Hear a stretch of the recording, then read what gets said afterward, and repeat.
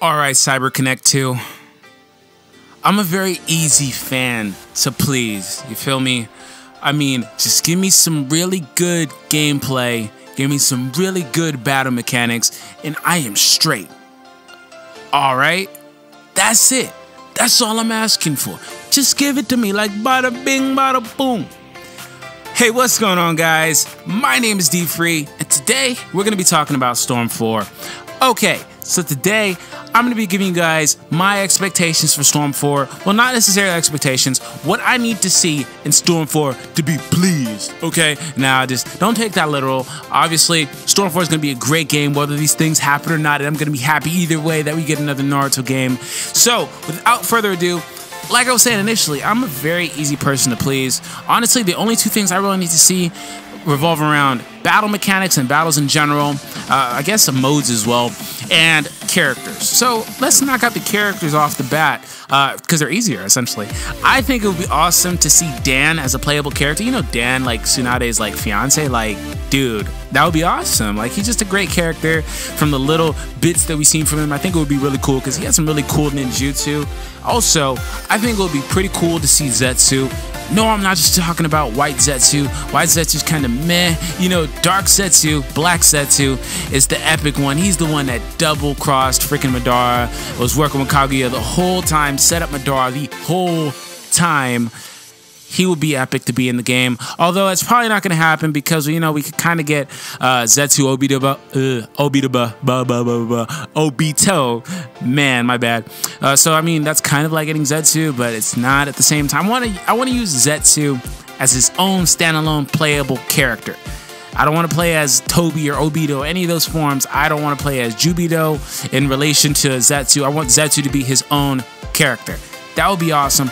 That is what I want to see as far as those characters go.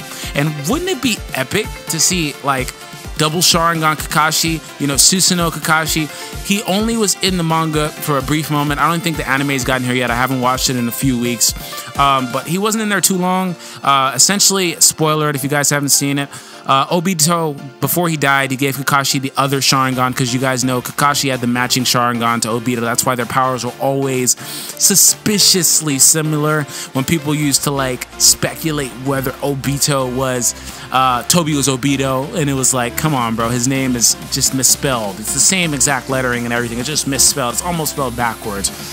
And their powers were incredibly similar. You know, there's two parts to one. There's two halves to one overall ability.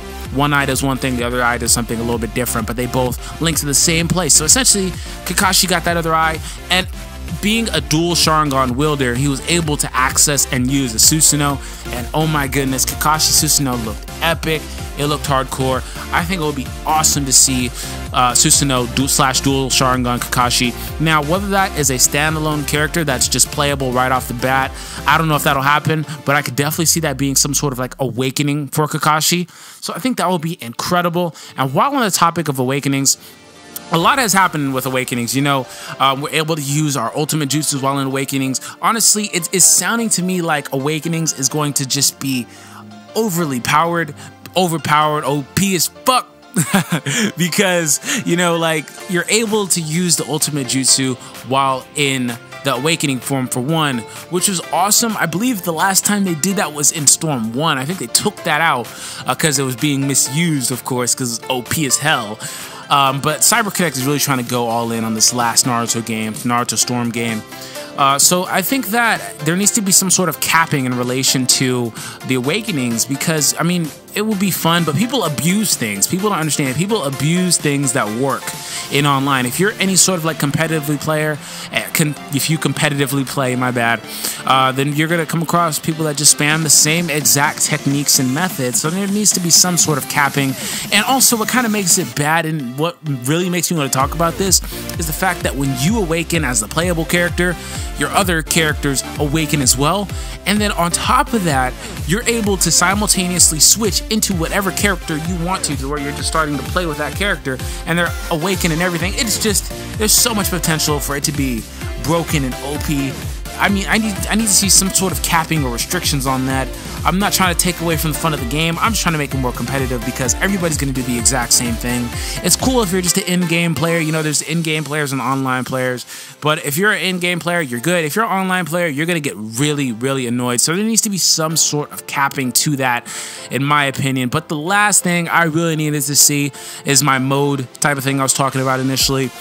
I don't know if they could do this. They probably can, because this game will be exclusive to current gen, i.e. next gen, PS4, Xbox, PC most likely as well. So no PS3 and no Xbox 360 restrictions.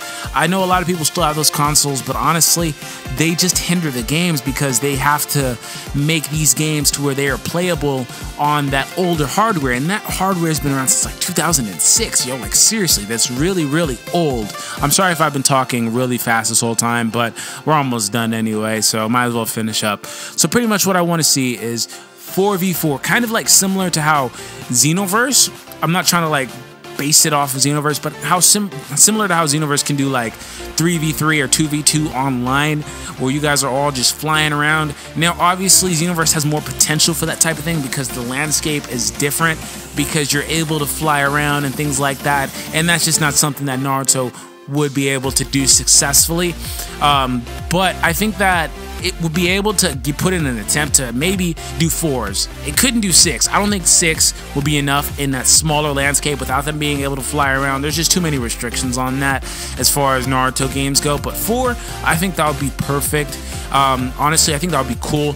And maybe some 2v2 tag teaming. That would be incredible. Make it happen, CyberConnect 2. Make it happen.